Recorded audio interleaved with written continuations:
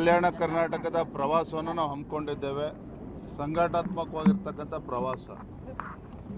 ಇನ್ನು ರಾಜ್ಯಾದ್ಯಂತ SIR ಮತದಾರ ಪಟ್ಟಿಯ ಪರಿಷ್ಕರಣೆ ನಡೀತಾ ಇದೆ ಮತ್ತು ಸಂಘಟನಾತ್ಮಕವಾಗಿರ್ತಕ್ಕಂಥ ವಿಚಾರಗಳು ಎಲ್ಲವನ್ನೂ ಕೂಡ ಚರ್ಚೆ ಮಾಡಬೇಕು ಅಂತೇಳಿ ಬೀದರ್, ಗುಲ್ಬರ್ಗ, ಯಾದಗಿರಿ, ರಾಯಚೂರು, ಕೊಪ್ಪಳ ಈ ಜಿಲ್ಲೆಗಳ ಪ್ರವಾಸವನ್ನು ಹಮ್ಮಿಕೊಂಡಿದ್ದೇವೆ.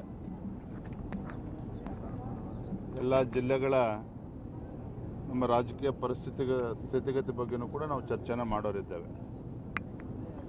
ವಿಶೇಷವಾಗಿ ಈ ಸಂದರ್ಭದಲ್ಲಿ ಚರ್ಚೆ ಮಾಡುವಂಥದ್ದು ಅಂತ ಹೇಳಿದ್ರೆ ಬೀದರ್ ಇರ್ಬೋದು, ರಾಯಚೂರು ಇರ್ಬೋದು, ಗುಲ್ಬರ್ಗ, ಯಾದಗಿರಿ ಜಿಲ್ಲೆಗಳಿರ್ಬೋದು. 12% ಅಷ್ಟು ಮಳೆ ಆಗಿರುವಂಥದ್ದು. ಈ ಭಾಗದಲ್ಲೇ 30 ಲಕ್ಷಕ್ಕೂ ಹೆಚ್ಚು ಹೆಕ್ಟೇರ್ಗಳಲ್ಲಿ ಇವತ್ತು ಬಿತ್ತನೆ ಆಗದೇನೆ ರೈತರು ಪರದಾಡ್ತಾ ಇದ್ದಾರೆ. ಮಳೆಯ ಅಭಾವದಿಂದ ತೊಗರಿ, ಸೂರ್ಯಪಾನ ಇರ್ಬೋದು, ಹತ್ತಿ ಇರ್ಬೋದು, ಬಿತ್ತನೆ ಆಗದೇನೆ ಇವತ್ತು ರೈತರು ಸಂಕಷ್ಟದಲ್ಲಿದ್ದಾರೆ. ಮಾನ್ಯ ಮುಖ್ಯಮಂತ್ರಿಗಳು ಮೊನ್ನೆ ದಿನ ಬಸವ ಕಲ್ಯಾಣಕ್ಕೂ ಕೂಡ ಭೇಟಿಯನ್ನು ನೀಡಿದರು. ಫೋಟೋ ಶೂಟ್ ಮಾಡಿಸ್ಕೊಂಡು ಹೋಗಿದ್ದಾರೆ. ನಾನು ರಾಜ್ಯದ ಮುಖ್ಯಮಂತ್ರಿಗಳಲ್ಲಿ ನಾನು ವಿನಂತಿ ಮಾಡ್ತೇನೆ, ವಿಶೇಷವಾಗಿ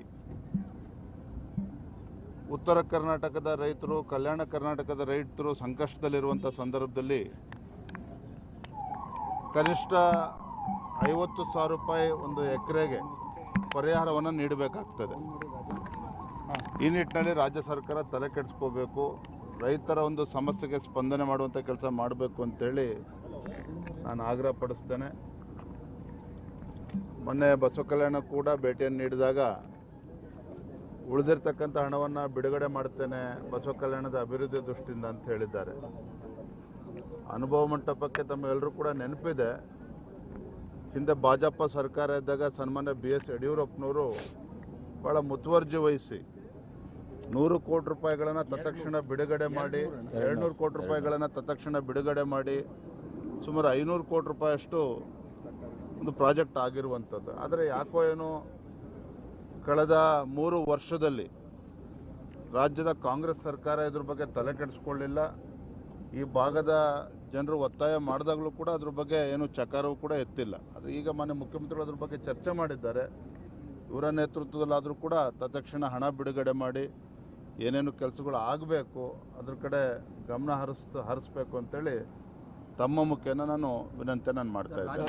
ಈ ವಿಡಿಯೋ ನಿಮಗೆ ಇಷ್ಟವಾದಲ್ಲಿ ಲೈಕ್ ಮಾಡಿ, ಶೇರ್ ಮಾಡಿ, ಸಬ್ಸ್ಕ್ರೈಬ್ ಮಾಡಿ.